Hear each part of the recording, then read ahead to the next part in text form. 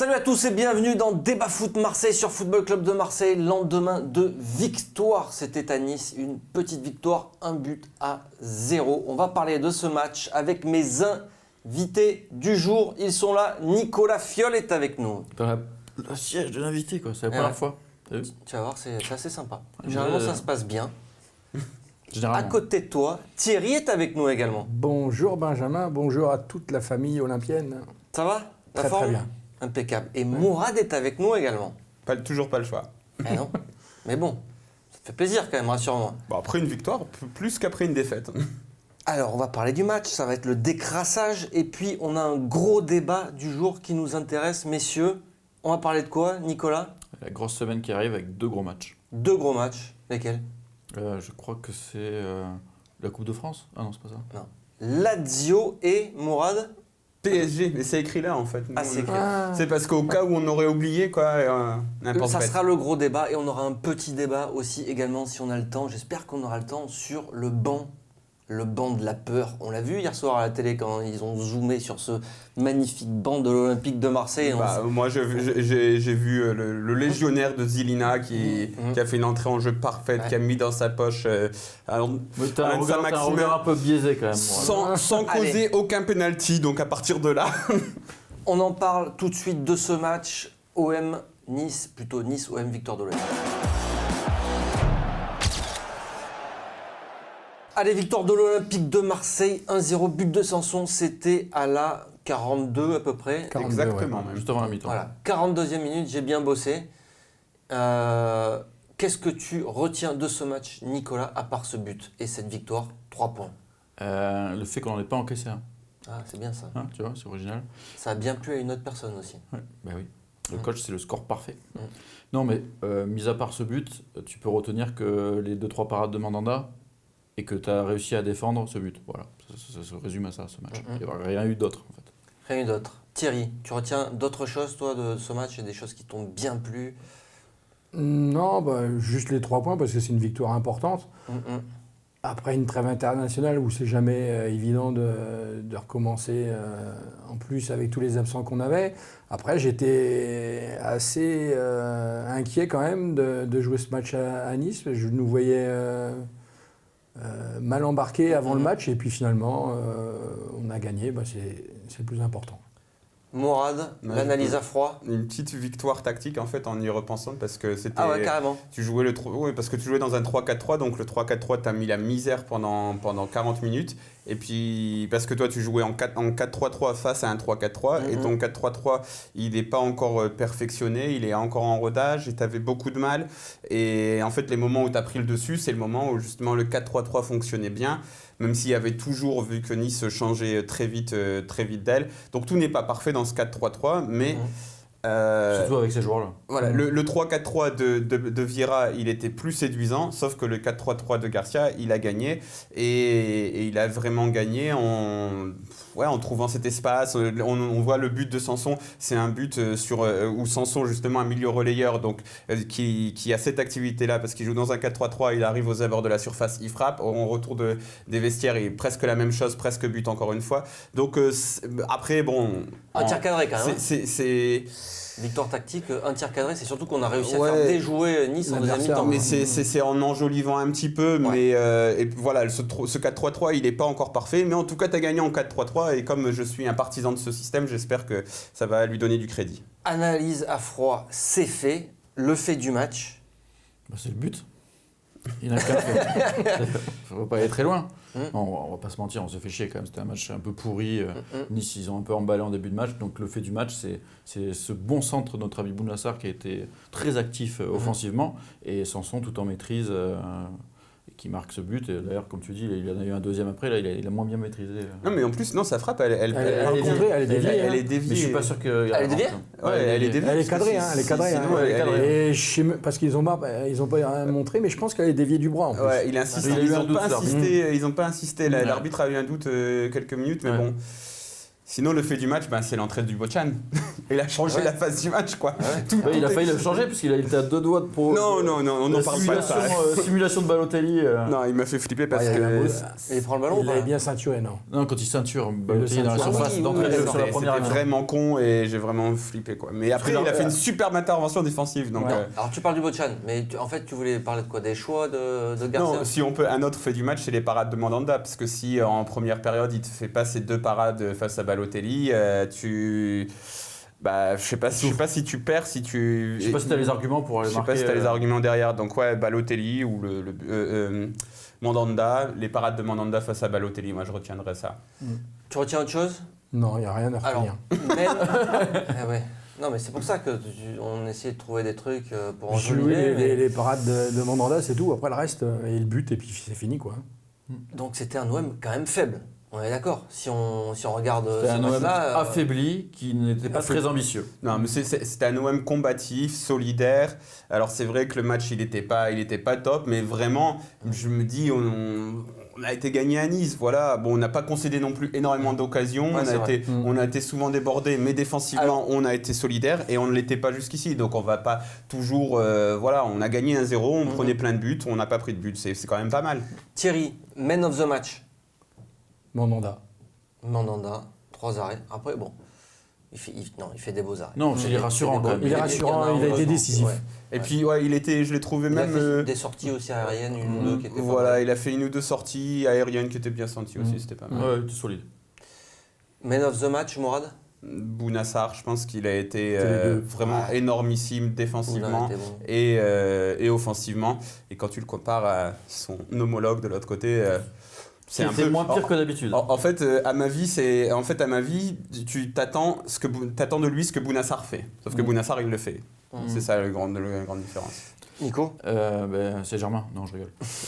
Non, pour moi c'est Strootman, parce que Strootman, même s'il manque encore offensivement, il n'a pas encore cette passe, il le fait pas suffisamment, il n'est pas assez présent offensivement, je trouve que là c'était le taulier sur le terrain, je l'ai vu gueuler sur tout le monde tout le temps, il a replacé les joueurs, il a rassuré Camara quand il prenait le bouillon en première mi-temps, moi j'ai trouvé un Strootman très bon, il a récupéré plein de ballons, il a sauvé des actions dans sa surface. C'est le Strootman qu'on attend et je pense qu'on n'a pas encore tout vu. On attend le duo Strootman-Gustavo. Il a été intelligent aussi. Dans son placement, il était très intelligent, il était toujours bien placé. Merguez of the match. Merguez of the match. Je la donnerais à Maxime. Non, tu Sérieux peux pas. Ouais. Non, mais. Quand même. Il n'a pas été exceptionnel. Mais il n'a pas été exceptionnel. Il y en a qui ont été pires quand même, non Oui. J'en connais un Serbe qui va te Non, citer. pas que, parce que je veux pas. Non, Mais- à ma vie. Non, À ma vie, oui, on le sait qu'il ne sert à rien. Ou tant que Germain, résultat. ou Non, mais- Germain, j'ai beaucoup aimé son travail défensif. Ses replis défensifs étaient importants. C'est intéressant pour un numéro 9, ça. Mais c'est Non, c'est les premiers défenseurs. J'aime bien, moi, quand on. Non mais dans l'ambition Ouais. qu'il y avait dans ce match-là, il a fait le taf, Germain, il s'est battu. Tu peux pas, il n'a pas été bon, mais il s'est battu. D'accord.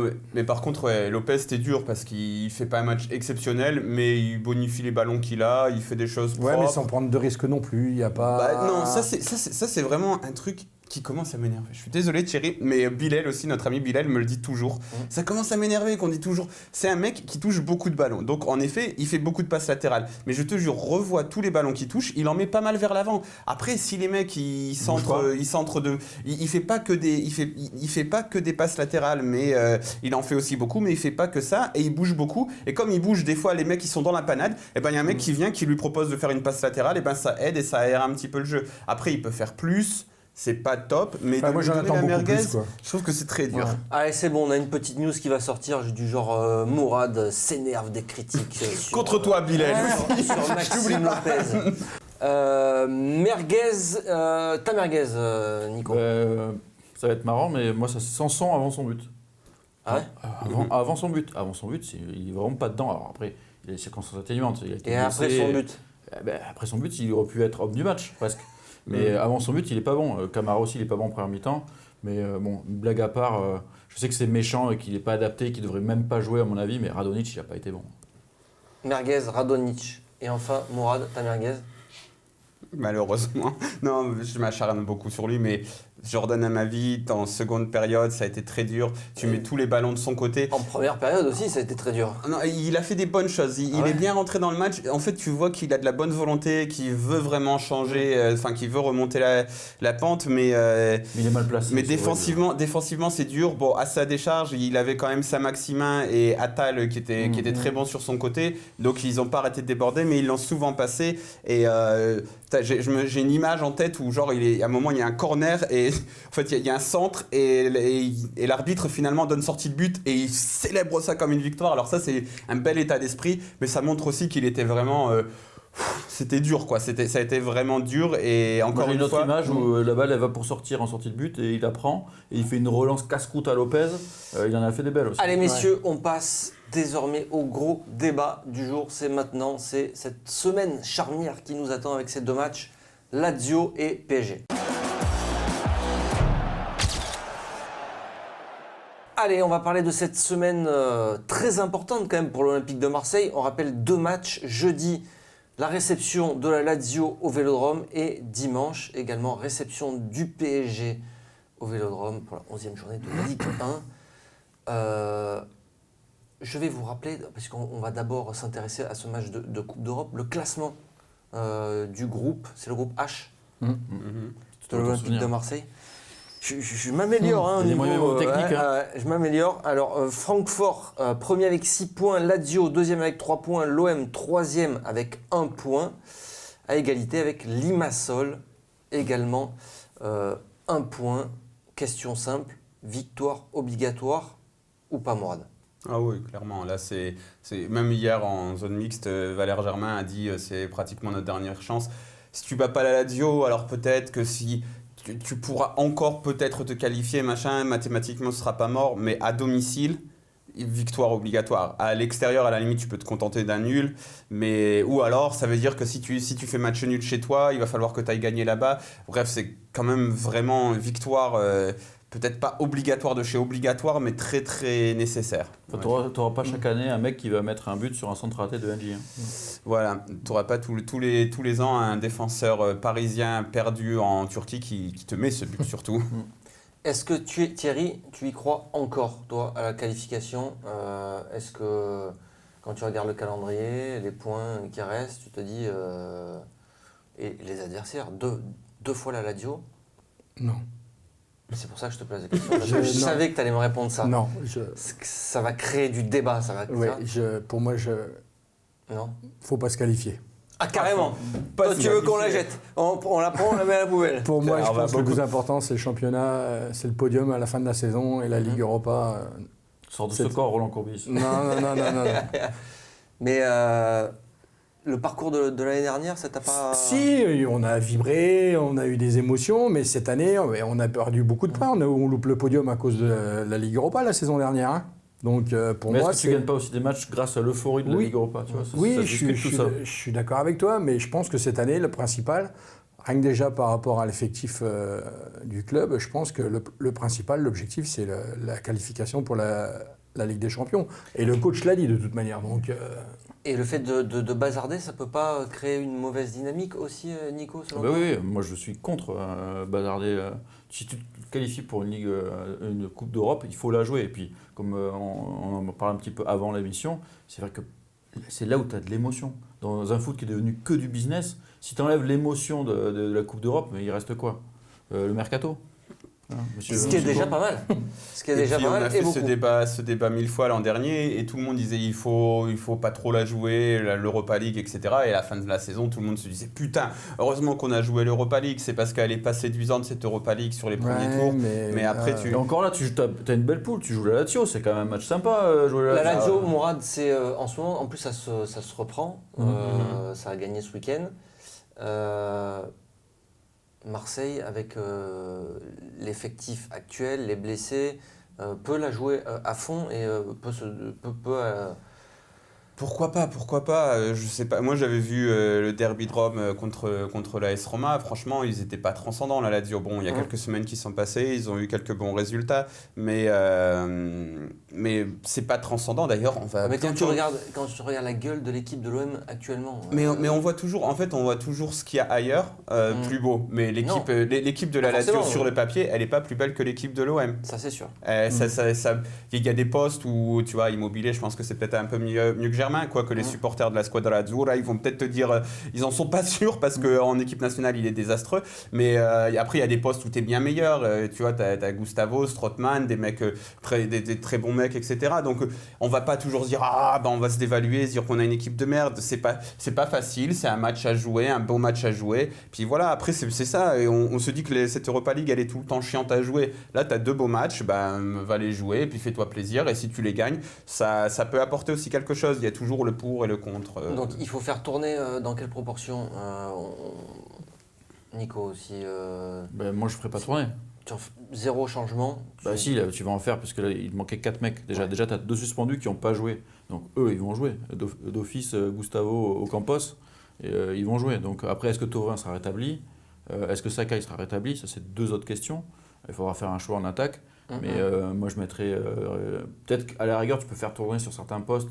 Celui de Bounassar, Sakai, il se valent. L'attaquant, il se valent pas forcément dans le bon sens du terme, mais tu as des postes où tu peux jouer. Mais sinon, sur les postes clés, Rami, Gustavo, tu es obligé de les T'as un turnover de circonstances, parce que comme tu parles de Sakai et Sarr, par exemple, si Sakai a un petit problème, je pense que Sakai, il vaut mieux le faire jouer contre le PSG parce qu'il est plus défensif et qu'il a l'habitude de jouer contre Neymar. Donc tu le laisses encore se reposer. Tu mets Bounassar, on a vu sur le match d'hier que tu perds pas forcément au change.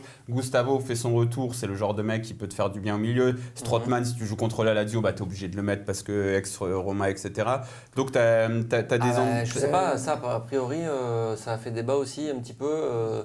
Toi, tu vois des changements, notamment Strootman, tu le vois jouer ce match, il faut le faire jouer, il faut le laisser se reposer. Attends, c'est qui va les insulter en italien si tu mets pas Strootman sur le terrain? Merde, oui, non, mais Garcia. Ouais, mais je pense que Garcia, il risque de faire reposer quand même Strootman jeudi, puisqu'il n'a pas pu le faire reposer pendant la dernière série de matchs et il en avait parlé. En plus, il a joué avec les Pays-Bas contre la Belgique. Il a joué un match sur deux. Ouais. Mais Strootman, c'est un mec, je crois, c'était Thierry Kroos qui en parlait quand il est arrivé à l'OM. Il a dit il a manqué, je crois, 3 matchs sur les... Enfin, je sais plus, il avait manqué très peu de matchs sur les 2 dernières saisons entières de la Roma. Donc, c'est quand même un mec qui sait enchaîner et qui... moi, je pense qu'il va enchaîner les Nice, Lazio et PSG. Ouais. Après, il y a la semaine complète. Après, il y a Montpellier. Oui, mais il y a la semaine complète avant d'aller à Montpellier. Ouais, c'est vrai. Donc ça peut... Ouais, ça peut. Messieurs, quel est le match le plus important de la semaine? Sportivement, c'est le match de la Lazio et symboliquement, c'est le match du PSG. Mais le match du PSG, c'est juste un symbole parce que si tu réussis un résultat, ce sera énorme. Est-ce que c'est encore un symbole? Si tu réussis un résultat, c'est un symbole. Si tu te prends une branlée, tu te dis c'est comme d'hab, quoi. Et puis tu passes à la suite. Donc sportivement, c'est pas ça qui te change ta saison. On a vu que Lyon, ils se sont pris 5-0, ils se sont dit allez, c'est pas grave, on continue. Alors que la Lazio, sportivement, ça peut te changer. Donc la grosse équipe, il faut la mettre contre la Lazio. Alors. Non, il faut les mettre dans les 2 matchs. Parce que je suis d'accord avec Mourad. J'utiliserai d'autres termes. Je pense que contre la Lazio, c'est le résultat qui est impératif. Peu importe la manière, il faut gagner ce match-là. Contre Paris, le résultat, il est entre guillemets anecdotique si tu ne prends pas une branlée. C'est surtout ce que tu vas mettre sur le terrain qui va être important. Donc dans les 2 cas, je pense qu'il faut que tu mettes ton équipe titulaire. C'est 2 gros matchs à jouer, il faut les jouer à fond les 2. Thierry, toi, t'es pas d'accord avec ça? Je suis pour l'inverse, moi. Tu fais all-in sur Paris, toi. Moi, je fais tourner contre la Lazio et je mets l'équipe type contre Paris. Parce que même si on met l'équipe type contre la Lazio et contre Paris, le dimanche, on sera vraiment affaibli. Ouais, mais Paris aussi, si Paris ils perdent cette semaine, ils vont pas être... Paris, ils ont un autre effectif que nous. C'est sûr. Parce que toi, tu pars du principe où il faut se débarrasser de cette Coupe d'Europe. Mais dans tous les cas, tu es vraiment tu vois, quand tu arrives face à Paris, le rapport de force, il est énorme. Dans tous les cas, oui, non, mais... on disait, tu as quasiment... Enfin, tu as très très peu de chances de faire un résultat contre Paris. Pourquoi ? dimanche. Tu pars pas battu d'avance et symboliquement c'est un match important. Mais justement, donc ça, ce genre de match, ça joue dans le symbole. Tu vois, parce que sur le côté sportif, ils te sont supérieurs. Donc il faudra que tu ailles chercher autre chose. Peut-être que justement, si tu fais un putain de résultat contre la Lazio, que ça crée une dynamique, et ben pour le match symbolique du dimanche, tu es dans un élan aussi qui est meilleur. Tes joueurs, ils sont dans un meilleur état d'esprit. Parce que après, sinon, vraiment, tu vois, au niveau sportif, je veux bien être chauvin, etc. Mais ça devient difficile de dire qu'on a un meilleur effectif que Paris, malheureusement. Au niveau du championnat, tu peux te dire, c'est pas ce match-là. Si tu le perds, c'est pas grave. D'ailleurs, tu comptais pas forcément prendre 6 points sur 6, tu vois. Non, mais je dis pas qu'il y a Par contre, sur la Lazio, c'est fini. Par résultat, c'est mort. Bah oui, mais c'est mort. Voilà, toi, C'est ce qu'il veut. Moi, c'est ce que je veux. Donc, Toi, le match le plus important, tu l'as dit, c'est aussi. Ah, c'est Lazio. Lazio, il faut gagner Lazio. Je suis d'accord avec ce que dit Mourad. Regardez nos amis lyonnais, par exemple. Est-ce qu'il y a quand même. Qui sont relancés à City et qui ont enchaîné avec qui Avec Marseille. Ouais. Ça fait du bien de gagner un match de Coupe d'Europe. D'accord. L'année dernière, c'est ce que tu disais, on n'y croyait pas à cette victoire contre Paris, et finalement ça s'est joué à rien. Oui. Est-ce qu'on peut être dans cette même Tu verras après la Lazio, je vais faire mon Rudy Garcia, mais ce qui est important, c'est d'abord le match de jeudi, alors après on passera à la suite. Non mais vraiment, parce que c'est ça le risque aussi, c'est que tout le monde se concentre sur le match contre Neymar, Mbappé. D'ailleurs pareil pour les supporters, vaut peut-être aussi mieux avoir une bonne ambiance contre la Lazio. Si amis supporters qui êtes hors de Marseille, venez à Marseille pour le match contre la Lazio, vous allez venir en semaine, ce sera cool. En plus ce week-end je pense qu'ils annoncent mauvais temps, alors que pendant la semaine il y aura beau temps. Vous venez, il y a moins de monde dans les restaurant, vous vous faites plaisir, vous allez voir un beau match, une belle ambiance, et puis après vous rentrez chez vous, vous êtes heureux. Donc voilà, il faut peut-être mieux, il faut prioriser ou priorité. Donner la priorité. Donner la priorité au match de la Lazio pour le moment. Pour terminer, et après, vite, juste très très rapidement, est-ce que vous êtes confiant à l'approche de ces 2 matchs?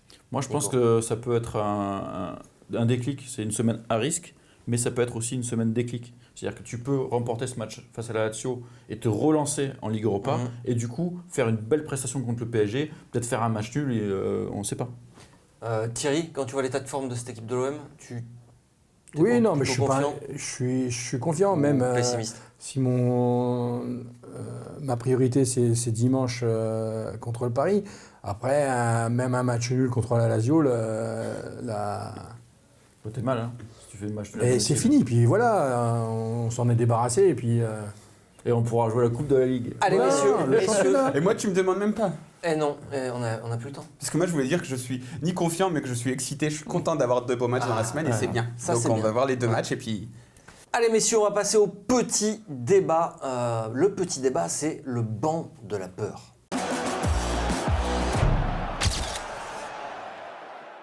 Alors, messieurs, est-ce que vous avez eu peur lorsque les caméras de Canal+ se sont retournées pour filmer le banc de l'Olympique de Marseille hier soir, Nicolas?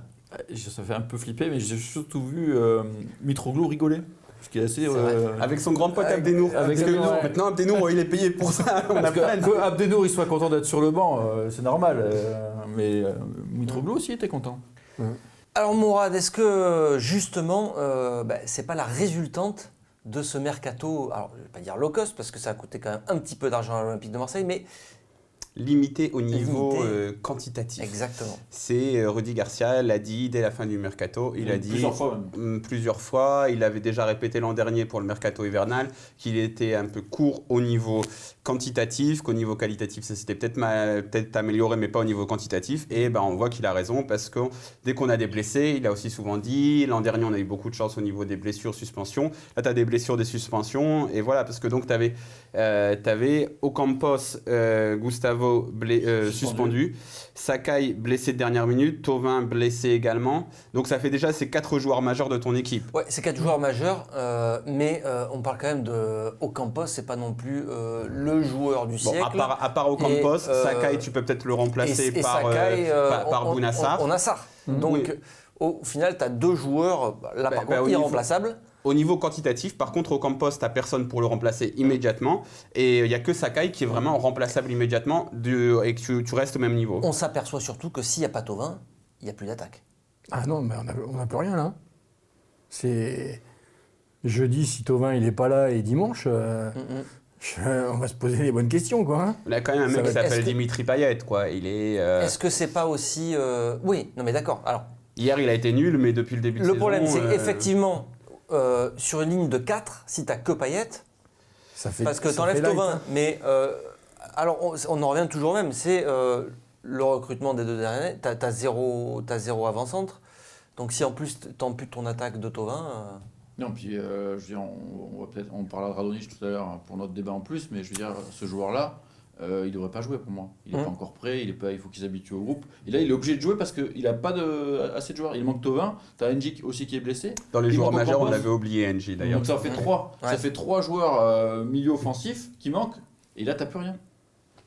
Et donc, encore une fois, si tu enlèves Thauvin dans cette attaque, on s'aperçoit que tu n'as plus rien.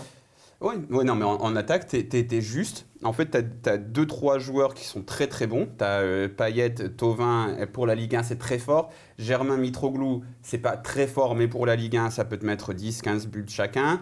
Donc, c'est pas trop mal. Et Ocampos, après, déjà, pour moi, Ocampos, ça devrait être ton bon remplaçant. Mais c'est ton titulaire. Parce que moi, Ocampos remplaçant, ça me va parfaitement. Je me dis parfait comme remplaçant, sauf qu'il est titulaire. Et c'est vrai que t'es juste à plein de postes et que ça, tu le sais. Et que Germain et que Mitroglou. Germain Mitroglou, c'est des bons petits joueurs, c'est pas non plus des tâches finies, il faut arrêter de les détruire. Les mecs, ils te mettent. Bien sûr que c'est décevant par rapport aux grands buteurs qu'a pu connaître l'OM, mais même aux grands attaquants d'autres équipes. C'est vrai que c'est des joueurs, en fait, c'est des bons remplaçants. Le problème, c'est qu'ils sont tous les deux. Est-ce que ça suffira pour aller chercher une place sur le podium si on s'intéresse déjà qu'au championnat ?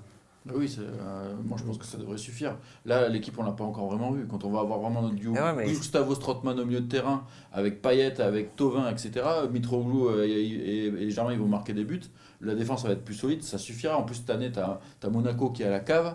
Je crois qu'on a 13 points d'avance sur Monaco. Et j'ai suivi le multiligue 1. Quand on voit ce banc, on a l'impression de s'être renforcé vraiment au mercato. Mais tu avais plein d'absents. En plus. Tu t'es renforcé, tu vois, tu as Strootman qui est important et tu as 2 joueurs pour l'avenir. Donc voilà, mais tu t'es pas renforcé dans l'immédiat. Mais après, j'ai vu aussi, donc encore une fois, je ne suis pas le plus grand fan de Rudy Garcia, mais je vais le défendre parce que j'ai vu qu'hier, il y a beaucoup de monde qui dit putain, il fait rentrer que des défenseurs, c'est quoi ces changements en bois ? Le mec qu'il n'a pas fait rentrer, c'est Sertic, Abdenour, Pelé et Chabrol. Donc à la limite, Chabrol, je sais pas ce qu'il vaut, mais tu vois, Sertic, Abdenour, je suis plutôt content qu'il les a pas fait rentrer. Il avait pas le choix. Il devait faire ces remplacements-là et il a fait avec ce qu'il avait, avec un effectif vraiment réduit au niveau quantitatif. Petit débat déjà terminé. Émission déjà terminée. Je vais vous dire au revoir. Au revoir Mourad. Au revoir Benjamin Cour. Au revoir Thierry. Au revoir Benjamin. À la prochaine. À la prochaine, oui. Au revoir Nicolas Fiol. Au revoir monsieur. À très bientôt sur Football Club de Marseille. À très bientôt pour le débat en plus. Ça sera mercredi.